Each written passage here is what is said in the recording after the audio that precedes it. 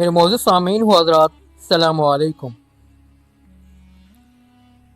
فرمایا جاتا ہے کہ حضرت سلیمان علیہ السلام کی 300 بیویاں تھیں اور 7 حرم تھیں۔ سب پر اس کو شرف دیا اور ایک مکان نہایت عالیشان پرتکلف بنا کر اس میں اس کو رکھا تھا۔ ایک دن بلقیس نے کہا، اے نبی اللہ، آپ ہر روز تخت پر بیٹھ کر ہوا پر سیر کرتے ہیں اور تمام عالم کے گرد پھرتے ہیں، مجھ کو بھی ایک دن اپنے ساتھ لے چلیے تاکہ میں فلاں جزیرے میں جا کر عجیب و غریب تماشا دیکھوں۔ یہ سن کر حضرت سلیمان علیہ السلام نے حکم کیا کہ اس تخت کو اس جزیرے میں جو 7 دریا کے جزیرے پر ہے پہنچا دو۔ تب ہوا نے وہاں ان کے حکم سے وہ تخت پہنچا دیا۔ بلقیس وہاں کا سبزہ اور آب رواں دیکھ کر بہت خوش ہوئی اور وہاں کے دریائی گھوڑے کے بازو دیکھے۔ وہ سب کے سب سلیمان علیہ السلام کا تخت دیکھ کر مثال پرندوں کے اڑ گئے۔ پھر حضرت سلیمان علیہ السلام نے حکم کیا جنوں کو کہ ان گھوڑوں کو پکڑ لاؤ۔ انہوں نے عرض کی کہ اے نبی، ہم ان گھوڑوں کو نہیں پکڑ سکیں گے، مگر ہاں، سمندروں کا ایک جن ہے اور وہ آپ سے باغی ہو کر کثر دریا میں چھپ گیا ہے۔ اگر حضور کا حکم ہو تو میں اس کو پکڑ لاؤں اور اس سے جا کر کہوں کہ حضرت سلیمان علیہ السلام تو مر گئے ہیں، اب تم آ جاؤ۔ یہ سنتے ہی وہ ہمارے ساتھ چلا آئے گا، تب اس کو پکڑ کر آپ کے حضور میں لائیں گے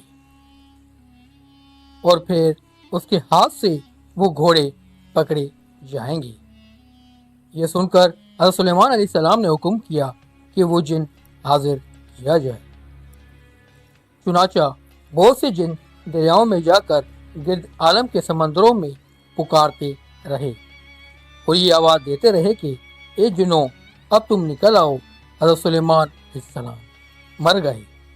کیونکہ یہ آواز اس جن کے کانوں میں بھی پہنچی، وہ اس بات کو سن کر کثر دریا سے خوش ہو کر باہر نکل آیا۔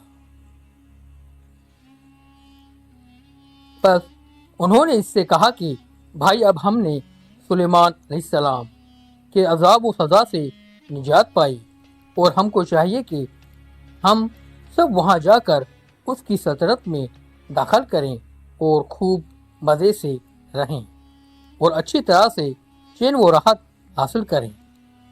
یہ کہہ کر جب دونوں میں خوب ملاپ ہو گیا تو انہوں نے اچانک اس پر کمر ڈال کر ہاتھ پاؤں باندھ کر حضرت سلیمان علیہ السلام کے پاس حاضر کر دیا۔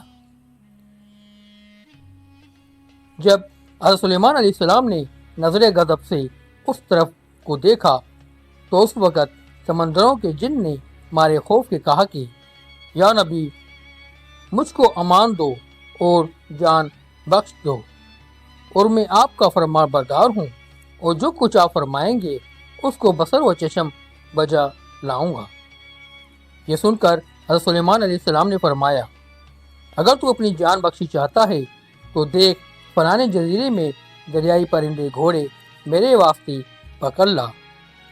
یہ سن کر وہ کہنے لگا کہ اے نبی اللہ، بغیر کچھ ہیلا و حکمت کے وہ گھوڑے میرے ہاتھ نہیں آئیں گے۔ کہ تو اس وقت کیا چاہتا ہے؟ وہ بولا کہ گھوڑے فلانے چشمے سے پانی پیتے ہیں، چند جنوں کو میرے ساتھ کر دیجیے تاکہ وہ اس چشمے سے پانی نکال ڈالے